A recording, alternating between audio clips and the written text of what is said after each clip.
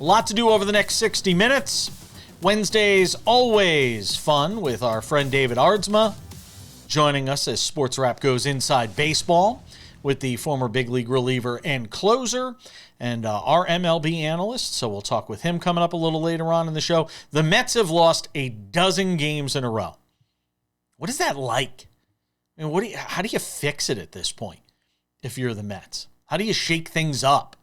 We'll talk about that with David Aardsma coming up a little later on in the show. Kurt Helin of Pro Basketball Talk at NBCSports.com joins us for the NBA Weekly. That's coming up in about 10 minutes here on the program as well. Get his thoughts on a whole bunch from around the NBA playoffs. We take that conversation, put it into our NBA Weekly, which is an extended conversation. You can catch it on YouTube as well. That's coming up a little later on in the show. But we start things out as we always do on this Wednesday edition of the show. It's time for the big story. And the big story deserves a colossal sponsor. Our friends over at Colossus Fantasy. Pick'em games, peer-to-peer. If you love pick'em games, they've got great ones over there. Go download the app right now. Scan the QR code. Download the app for Colossus Fantasy. And when you do, make your first deposit. On a $10 deposit, you get yourself a $40 bonus when you use my promo code SPORTSWRAP. In that spot where it says put in a promo code, use SPORTSWRAP. Get yourself a $40 bonus with just a $10 deposit. You want to put in $20, you get an $80 bonus. That means $20 and you get $100 to play with. I mean, I don't know why you wouldn't do it. Download the Colossus Fantasy app, and again, use my promo code SPORTSWRAP. And scan that QR code. It'll get you right to where you need to be. All right, let's begin things with what transpired on Tuesday night in the NBA playoffs, and in particular, the Lakers. And look, people are going to think I'm a LeBron sycophant, and I'm not. I just love greatness. Well, I don't care what you do. If you do it great, I am a fan of yours. And what we continue to see out of LeBron, I can't wait to get Kurt's take on this, because Kurt Helin of Pro Basketball Talk at NBCSports.com was at the game last night at Crypto.com Arena in Los Angeles. And it almost feels like LeBron has found another gear, which is just mind-boggling at the age of 41, that this guy can find another gear. But he does. There were times last night where he looked like a LeBron of 10 years ago. Driving to the basket, taking younger guys to the rack, taking younger guys and just bodying them down in the paint. And there's no longer any debate or conversation when it comes to LeBron's place in history. He's one or he's two. And depending on, how old you are and who you grew up watching and where you sit and where you live is going to depend on how you traverse this conversation of the greatest ever. But there is no questioning that he is the greatest ever to do it at this stage of a career. There's no questioning that. And when you take that and insert it into the body of work of everything he's done going up to this point, it is a legit conversation for greatest of all time. It's fair to have this conversation. And I'm offended at the people that think you can't have this conversation, because Michael did what he did. Undefeated in the NBA Finals. All the rings. I appreciate all that. And I don't pretend to be the prisoner of the moment, because I'm not. I grew up with Michael Jordan's prime. I grew up with all of Michael Jordan. I watched every second of it. But by the time Michael got to a certain age, it was clear that he was done. LeBron's 41. And there isn't anything I've seen, and this is crazy because midway through the season, there were points where I was questioning whether or not LeBron should play another season. And look, maybe he'll go out on such a high note that he'll decide this is it and he'll walk off the stage playing this level of basketball and we'll all just marvel at it. But why would he? He is showing that in those bursts where they need him right now in Los Angeles, because they're missing Austin Reeves, because they're missing Luka Doncic, that he is still him. LeBron is still that guy. Look at this. That's 41 years old. They're running double teams at a 41-year-old playing in his 23rd season. Kobe, LeBron, Kareem, Wilt didn't play to that age. I mean, take whatever player you want. We've never seen this before. Absorb that. And whether you like LeBron or not, you have to appreciate what you're watching right now. He has carried the Lakers in these first two games. And I know you can sit here and say, well, what about Luke Kennard? What about Marcus Smart? They're all playing off of him. They're all playing off what he does. And DeAndre Ayton and all those guys. He's pushing them. He's putting them on his back and carrying them along. Not to say they're not contributing, because they certainly are. But what he does in terms of his court vision, his court awareness, setting them up to succeed. I'm telling you, I don't know how people cannot possibly appreciate it. Whether you like him, whether he's your favorite player, whether you don't like him for one reason or another, that's on you. But anybody who steps back objectively and absorbs what we're watching with LeBron right now has to be intellectually honest enough to say, he really might be the greatest we ever see. And we're sure as hell never going to see anything that approaches this again at this age. Because guys aren't going to play that long. They don't have to. They make $1 zillion. They don't have the motivation to hang around. You're never going to see it again. Now, I said this during some of the greatest years of certain players. Enjoy it, appreciate it, whether you like them or not. We're talking more basketball. Kurt Helin joins us next.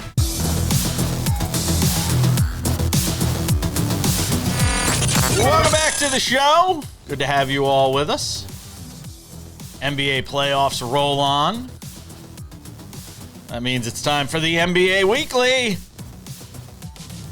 Means it's time for Kurt Helin of Pro Basketball Talk at NBCSports.com, who hangs out with us every Wednesday on the show. We are thankful for that. So you go to a lot of Laker games. You go to a lot of Clipper games, being based out there in LA. Is it just me, or do those crowds, I know it's the playoffs, but like those crowds for these first two games have seemed particularly more amped than I'm used to seeing, at least the way it's playing on TV. A lot of times Laker crowds can be subdued. They have that tendency to just sort of be, I'm looking at my phone. Hey, look, a celebrity. Yeah. Oh, there's a basketball game going on. That hasn't been the case here, Kurt. It feels like these fans are really amped up for what the Lakers have done here over the first two games, which, look, color me shocked. They won the first two games. I know Durant didn't play in game one, but they held their own last night for sure. Actually, I was thinking during the game that this is the loudest I've heard Staples in a long, long time. And I think that out in Los Angeles, there's been a real belief. And part of that, Winkley, was just fueled by Luka Doncic, who's, a top 5 player in the world. But there was a belief that this team might not win it all, but could make a run. Like, there's a path forward for this team to be good. And I expected some of that to, die off, peter out a little bit, just fans to lose interest without Luka there and Austin.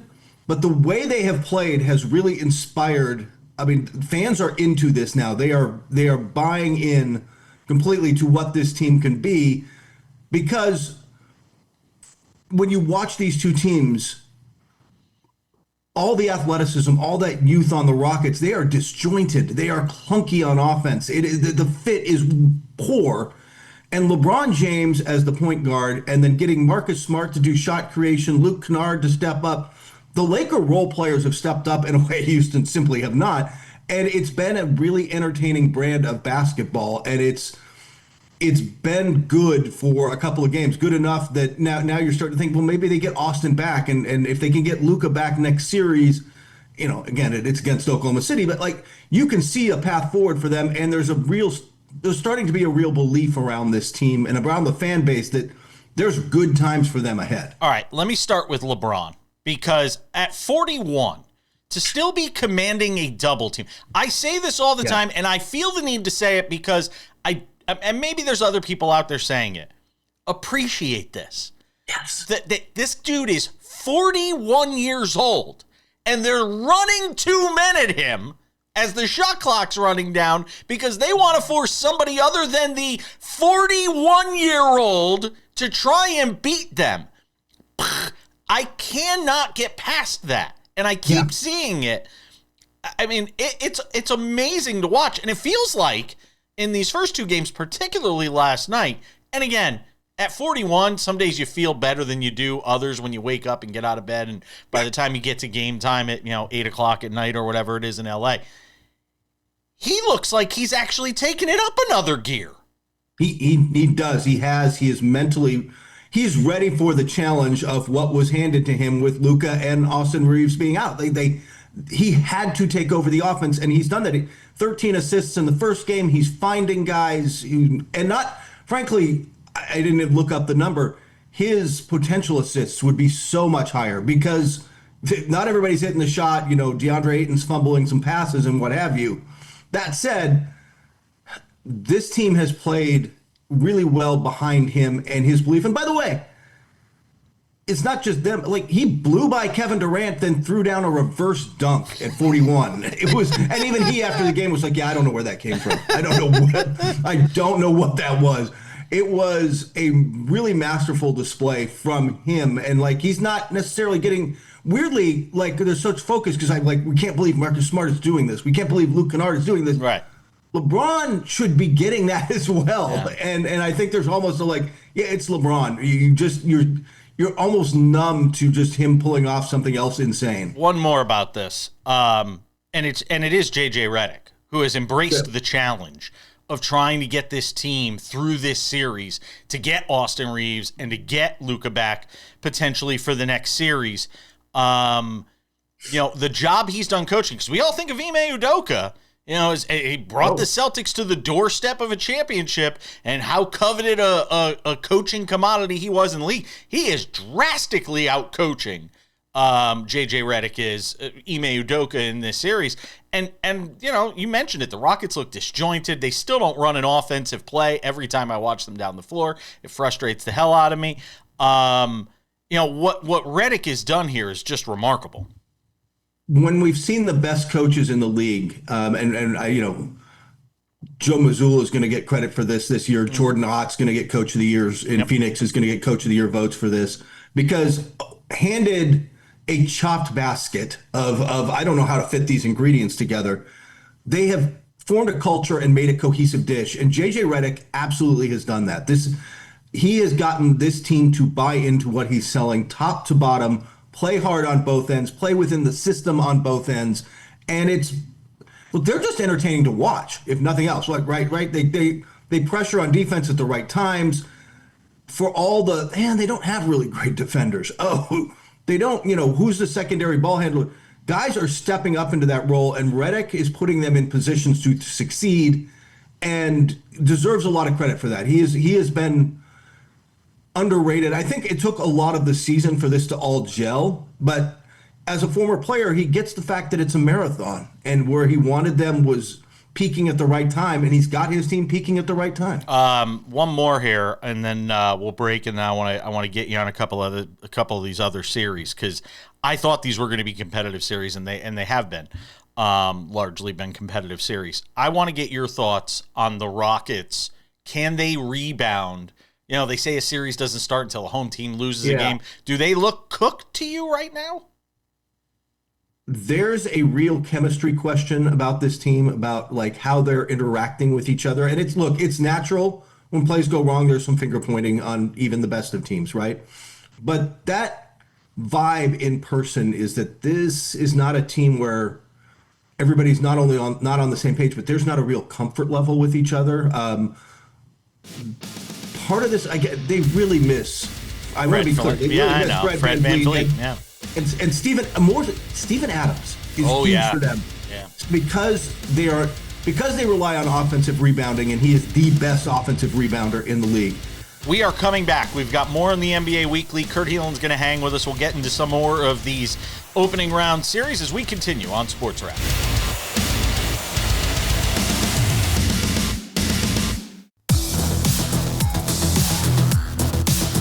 All right, more with Kurt Helin of Pro Basketball Talk at NBCSports.com, who I'm angry at because he's telling me Mike Brown's in danger when I was telling him Steve Kerr was in danger. He was like, Steve Kerr's not. Mike Brown hire. Now you're like, I can't stand Mike Brown. I hate the fact that they hired him to begin with. Nice guy, but like, oh no, Mike Brown's a good person, but yeah, so is Doc Rivers. You know, he's available too if you're looking for a coach. Oh my God, Doc Rivers is coach of the Knicks next year. Sign me up. Oh my God. I want that now. Now I want that just for the drama. Like, I just want that for the drama of it. I would be about as happy about that as never mind. Yeah. It's mind boggling. Talking during the break about the Knicks and Mike Brown and everything going on there. The T-Wolves series, we all thought that was the one that really was the most compelling. Yeah. Two teams that don't like each other, two teams that know each other so well. Yeah. And we saw what happened in game 2, and this feels like a series that's just destined to go long here. Exactly. They've played each other 30 times now over the last 4 years. That's a lot of games against each other. You really know the personnel. You know their sets. You know what they want to do. When you play a team in the playoffs, you come back, you tend to know, oh, they like to do just because of the deep dive. So these teams know each other so well. Anthony Edwards looks so much better in game 2. In game 1, I'm like, man, Minnesota's not there. They've struggled this season, but Edwards doesn't look right. And he came back in game 2, whatever treatment he had or just time, whatever the difference was, he looked like Anthony Edwards in game 2. He looked like the all-NBA player. And if he's that guy, this is a tough series.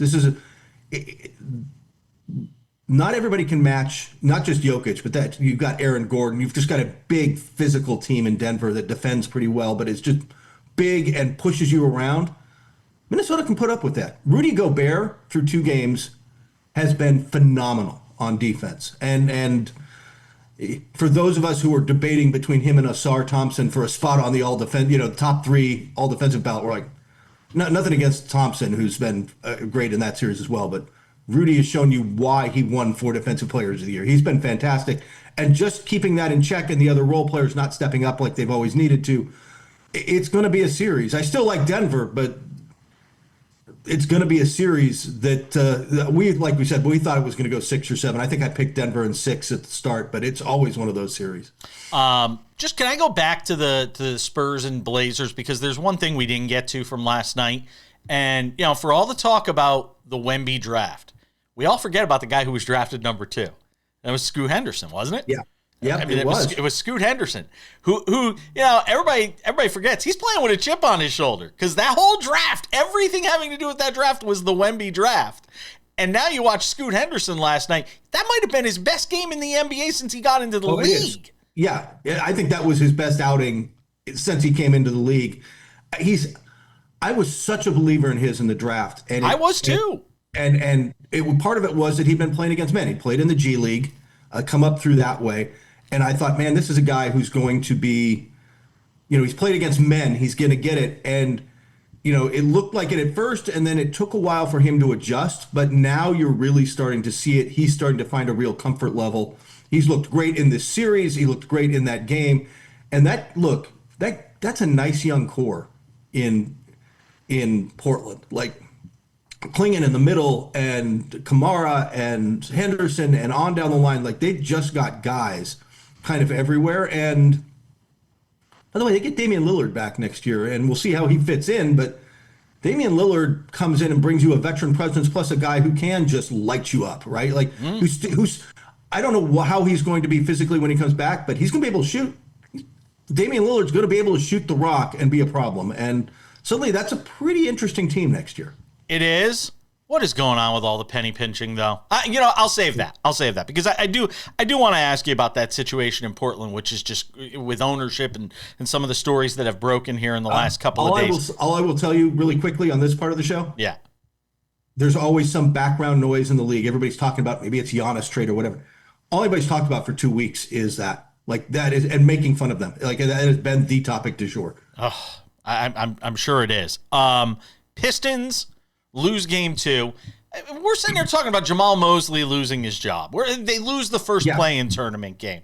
And we're all just scratching our heads, why can't the Magic get it together? And then they put a performance like that in game 2. And as excited as I want to be for them, it does make you scratch your head and try to figure out why this team isn't this more often. I know the injuries played a role, but talk about a team that's fired up to go home for game 3. Nobody's more fired up than Orlando.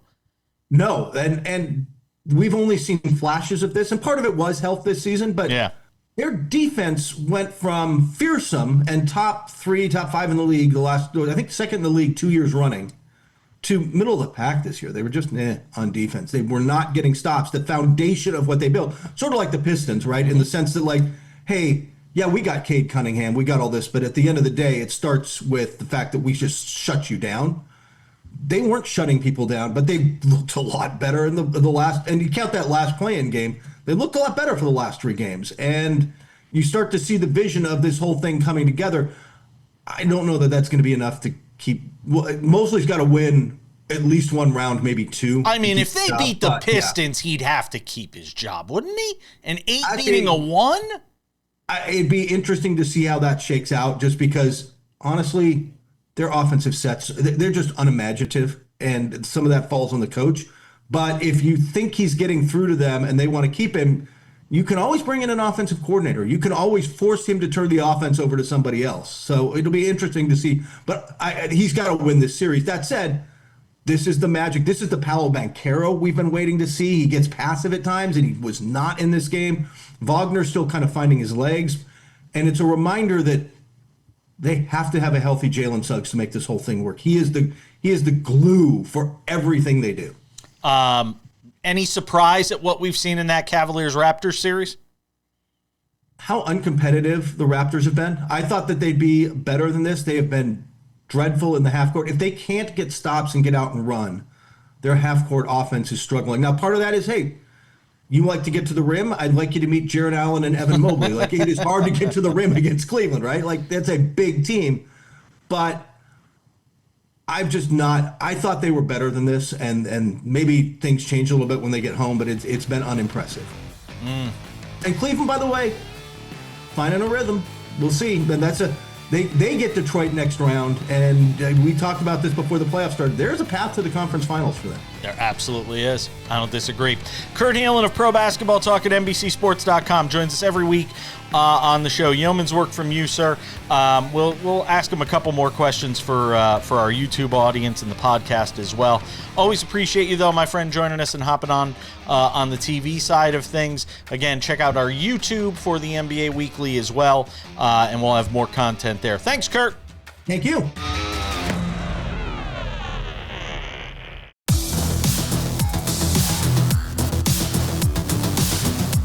It's time to go around Major League Baseball on this Wednesday edition of Sports Wrap. In fact, we go inside baseball every Wednesday on Sports Wrap with this guy. The man with the pearly white chiclets. Star of baseball round on my desk, always ready. He's ready to come in the game. Dodgers may call him. They need a closer. Yes. Or they got Tanner Scott. I mean, they could go. I think they just go down the list. Like, all right, really. Edwin Diaz is gone. Mark him off. That's fine. Who else is our all-star? What other all-stars? David Ardsma, star of Sirius XM MLB Radio, when called upon and hangs out with us every Wednesday on the show. Former MLB reliever and closer, hanging out with us on the show. I'll get to the Edwin Diaz stuff in a second. The Mets have lost 12 games in a row, David Ardsma. 12 games in a row. No matter what you thought the Mets may or may not be this year, and I know they're without Juan Soto, and I know Mrs. Met hugged Mayor Mamdani, and everybody thinks that's the reason the Mets have lost 12 in a row. I mean, look, it's baseball. You guys are superstitious. We can get into all of this. I could spend a whole segment on this. Why have the Mets lost 12 games in a row, David Ardsma? Wow, that's that. Loaded question. I made it easy. Come on. where Grimace hasn't shown up since when are we going now? Maybe the Hamburglar this time they should bring around. I don't know. Brady Grimace. It's got nothing to do with all that stuff. Obviously, when you lose your superstar, your best player, one of the best players in the league, that's not going to help. But again, we're kind of felt this flow from the get go. This team hasn't quite meshed yet. They need to shake the tree. They need to shake it up. 12 in a row. Okay, but the last couple of losses, I mean, they're 5-3, 2-1, 4-2. Yeah, they're losses, though. I mean, they're drifting so far back in this division. Yes. I mean, I'm not worried about this division. I'm really not. Atlanta's good. I'm not worried about them as far as like make playoffs or not. They have to figure this out. They have to figure out what is going on in that locker room. Is it change the manager? I think that might be a little early. I'm fine with it. Like, if they fired him today, I'm okay with it. I would understand why. I don't know the clubhouse, but I would get it. Like, okay, that's what you do. That's what you have to shake the tree a little bit. I would at least give him a little chance to get Soto back and see if that gets a flow again. Like every time, the Yankees would lose 5 games in a row, do you just fire Boone? No, like they get Judge back and all of a sudden you start winning games again. It's not a big shock. But this team just the bullpen's not getting it done. Rotation's got a couple pieces, obviously, that are holding their own.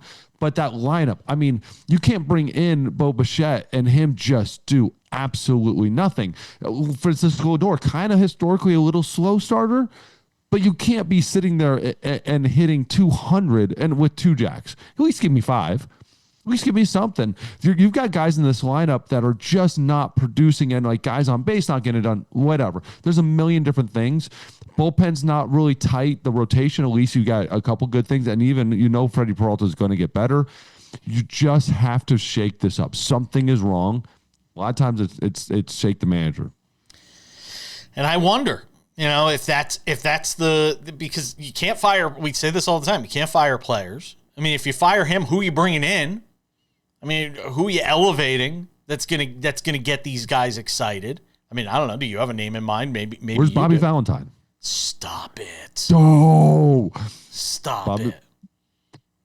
Let's just call Buck Showalter. That was their second name I was about to say. I don't even know what Buck's doing these days. They're sitting there watching the Mets, probably tweeting about it. It's just. I mean, there's got to be somebody. Do players believe in? I have to ask you this because we've had some fun in. I do a radio appearance every week in Connecticut, and we had some fun with this week on the show. Do players really believe in jinxes? I think they believe that when they're snake bit a little bit. Yes, I think they believe in jinxes a little bit. Like, were you ever? Give me a play. Give me a player you played with that was just so superstitious. Oh, I'm trying to think. I know I sprung this one on you. Think Daniel Murphy.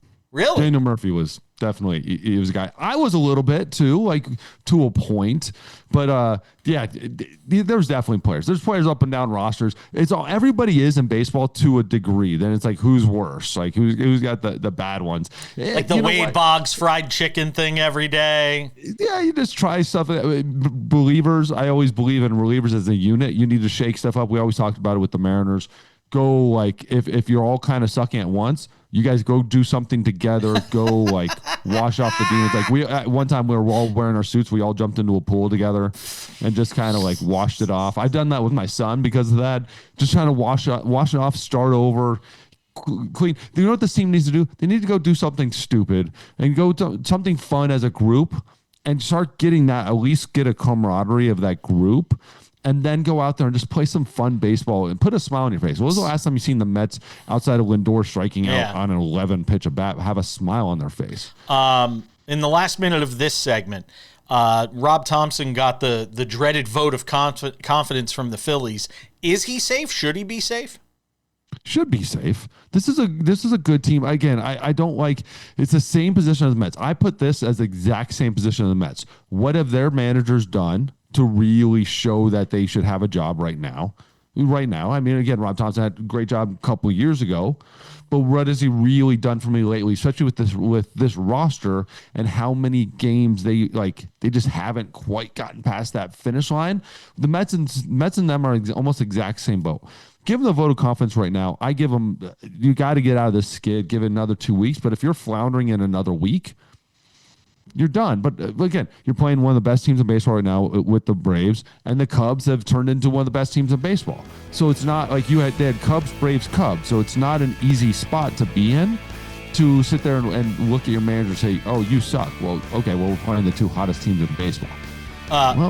More likely to turn around real fast, Mets or Phillies? More likely to make the playoffs? Neither. The Phillies. All right, we're coming back.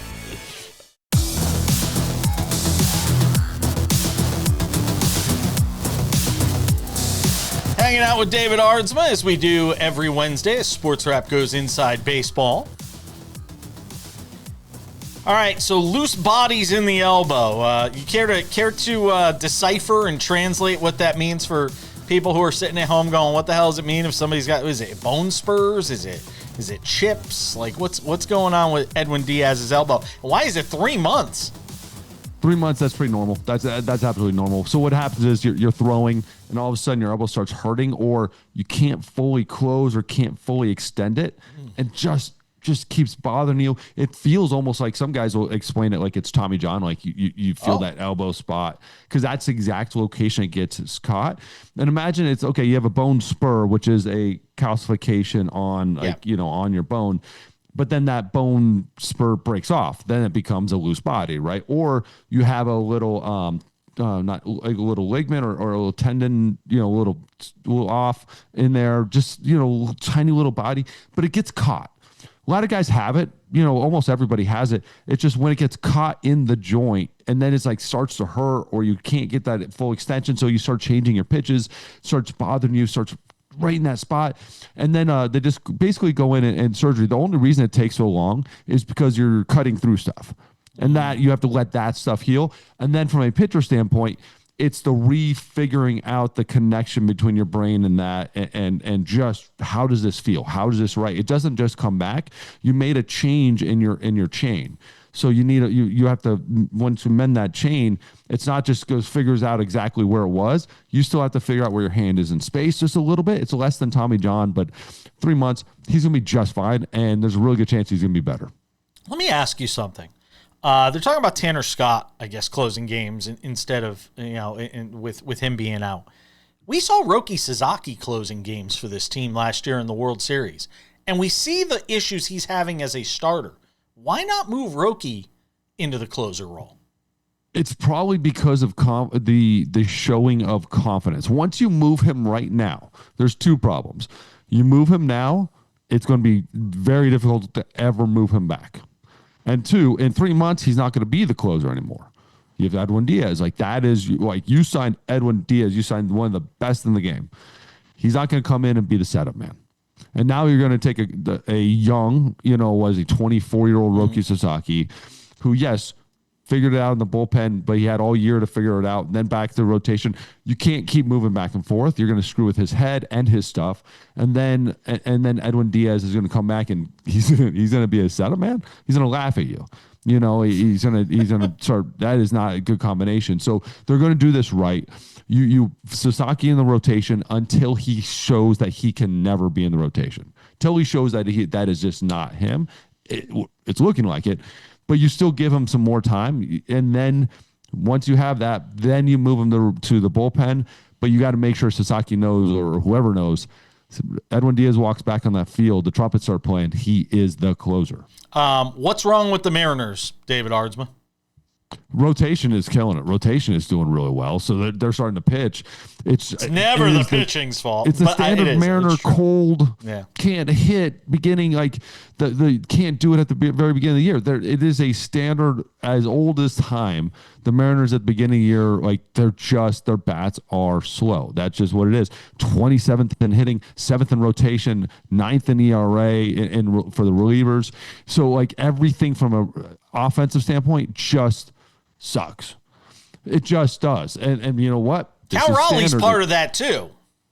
What'd you say? Cal Raleigh's part of that too. He's gotten off to a slow start too. Cal's a huge part of it. And this is the thing is like the team got over at the beginning of the year last year because Cal was hitting. Cal was really the only guy hitting. And then once you saw Julio Rodriguez start to hit, then you saw this team take off, because then you had two dudes in the middle of the lineup that you just can't get out. Right now, Cal is not getting it done, under 200 average. That's no big deal, but 4 home runs versus 60, and then you're looking at Julio hitting 230 with 1. It's the standard Mariners problem. I've got no really worry about it. Give me until May, and then we're going to start talking. We're going to start seeing this team heat up. I have no doubt in this team. It wouldn't be a Wednesday if I didn't get a question in on the Yankees, who have turned it around after the hot start, then the slow middle to the first, 1/6 of the season or whatever it is. You have Stanton hit a home run last night. That starting pitching for the Yankees, though, that's what continues to shine for this team, is just is watching this team from a starting pitching standpoint, and keeping in mind they still have got Schmidt. They've still got Rodon. They've still got Garrett. I don't know where they're putting all these starters. They're not going to have. They're going to have to figure out something. But that Max Fried side, how good. No one really talks about how good of a signing that was. Yeah. That might have been one of the best signings in all of baseball, with how he stepped up and re-emerged as a bona fide ace. Cam is killing it. Warren is doing great. Heel is even pitching all that well, and he's still like one of the better pitchers in baseball. Like, he still hasn't grasp it. I know he doesn't have a whole ton of innings yet, but there is so much more potential in this rotation. It's my big concern, and we're all going to this bullpen is going to keep catching up to him. It doesn't matter how hot you get. It doesn't matter how many innings that rotation eats. It's not Nolan Ryan and Pedro and Maddox and Smoltz back then, where you only need to cover 1 inning. You're still going to need to cover 2-3 innings every single night.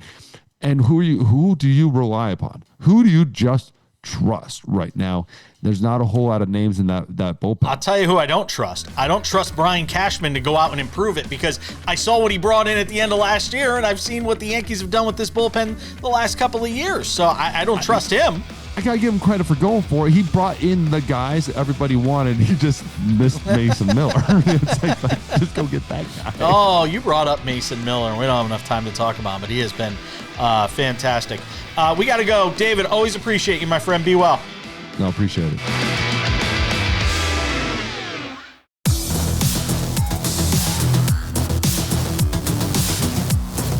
Just about time to put the wraps on this baby for a Wednesday. But before we do, a couple of reminders for you. First of all, if you haven't done so yet, make sure to subscribe to the Sports Wrap with Jason Page podcast, the audio version of this show, available for you Monday through Friday, wherever you get your fine podcasts. Spotify, Apple Podcasts, YouTube Podcasts, iHeartRadio, TuneIn, Odyssey, Amazon. Anywhere you get a podcast, you can listen to us. 45 minutes, limited commercial interruptions, Monday through Friday version of the show available there for you. We also have the Sports Wrap with Jason Page YouTube channel, and this is the place for all things Sports Wrap with Jason Page. The Monday through Friday TV version of the show, commercial-free, ready for you early every afternoon. Again, on the YouTube channel, our companion podcasts, the Sports Wrap Inside Baseball, Sports Wrap's NBA Weekly, Sports Wrap Spotlight, all of it there for you on the Sports Wrap with Jason Page YouTube channel. Sports Wrap Shorts are also available there. The algorithm's been kind of unkind to us the last couple of days. I'm not sure why.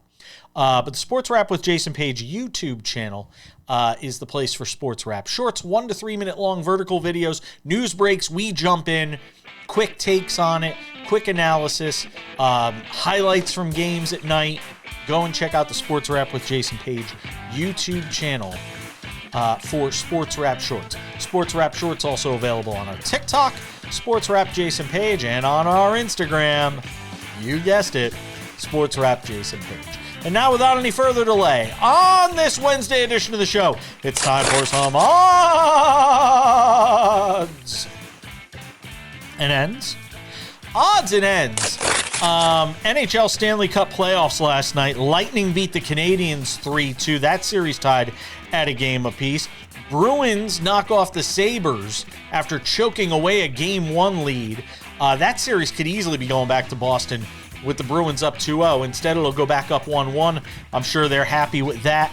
That series, again, tied at 1 game apiece after the Bruins double up the Sabres 4-2. They jumped out to an early lead in that game. The Utah Mammoth got their first ever playoff win last night. They did it at the expense of the Golden Knights. 3-2 the final in Vegas. And boy, is Salt Lake City going to be a zoo for Game 3 of that series with it tied up at 1 game apiece. And the Avalanche, they beat the Kings 2-1. They were up in that series 2-0. Wednesday night's games include the Flyers and Penguins, with the Penguins going into Philadelphia, trying to do something to get themselves righted, down 2-0 in that series. Hello to our friends watching on Sportsnet Pittsburgh. We love you. Stars and Wild, that series tied at a game apiece. That game tonight in Game 2 in Edmonton tonight. The Oilers and the Ducks. Hello to our friends watching on Games Plus, who are obviously rooting for the Oilers. Odds and ends, Mike Vrabel, who finally met with the media yesterday for the first time since the entire Diana Rossini kerfuffle that took place with him and Rossini being photographed together at a hotel in Arizona, a $3,000 a night hotel, which for some reason matters.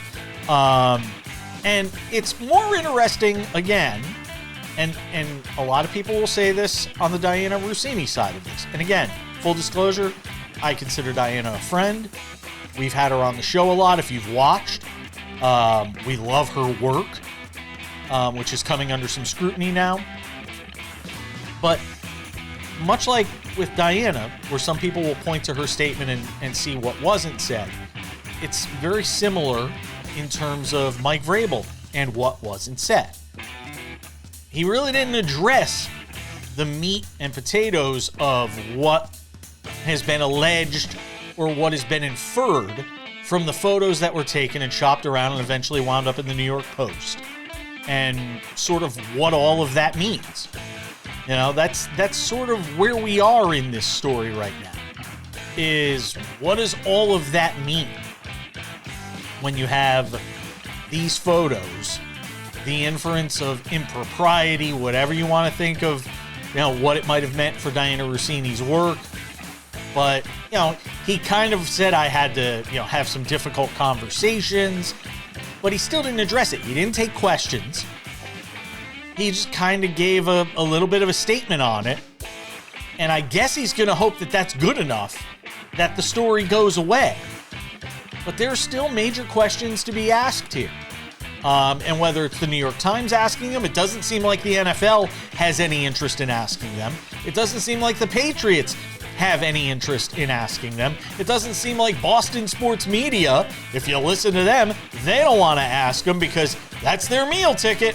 You talk bad about Mike Vrabel, you lose access. And in this day and age, access is everything. Access is everything. I've never been that kind of guy. I say what needs to be said, whether it means losing access, gaining access, I don't care. But in this world where access to teams and access to information and access to people is so important, there's going to be a lot of people that choose to stay quiet on this story. And Mike Vrabel probably thinks he can get away with that. The draft is coming up, and then people will move on to the next thing. But Diana Rossini's paid a heavy price for whatever did or did not take place in Arizona. Mike Vrabel, not going to pay the same price. You can count on that. That's going to wrap it up for this Wednesday edition of the show. Thank you to Kurt Helin of Pro Basketball Talk at NBCSports.com. Thank you to David Ardsma, our MLB analyst, to join us for the Sports Wrap Inside Baseball. Sam Yarnell returns tomorrow. Maybe Dennis Bernstein talk some hockey as the Stanley Cup playoffs roll along. I'm Jason Page. Thanks for hanging out with us on this Wednesday edition of Sports Wrap. We'll see you back here tomorrow.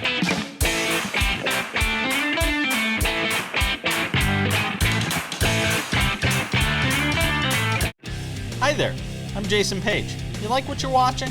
Subscribe. We've got Sports Wrap Shorts on this channel. We've got the show. We've got clips from the show. What else do you have to do?